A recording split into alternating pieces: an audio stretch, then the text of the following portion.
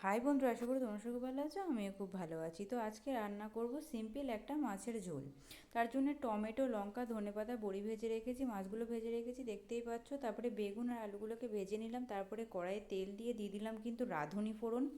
দিয়ে ভালো করে হাতা দিয়ে ডলে টমেটো আর লঙ্কাগুলোকে দিয়ে নুন দিয়ে ভালো করে কষাবে। তারপরে আলুগুলোকে দেবে, বেগুনগুলোকে দেবে না, দিলে কিন্তু ঘেটে যাবে।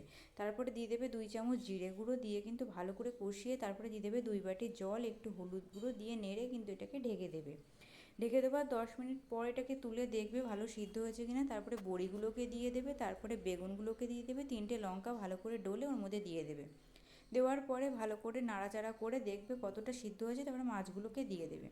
দেওয়ার পরে আবার ঢেকে দেবে, তাহলে কিন্তু আরও ভালো হবে। প্রায় 5 মিনিট মতো ঢাকা থাকবে, তারপরে তুলে দেখবে প্রায় হয়ে গিয়েছে। তারপরে কিন্তু দিয়ে দেবে কালো মরিচ গুঁড়ো, একটু বেশি করেই দেবে, একটু ধনেপাতা দিয়ে দেবে বেশি করে। এটা কিন্তু সিম্পলি রান্না হয়ে গিয়েছে, একবার রান্না করে দেখো, দারুণ।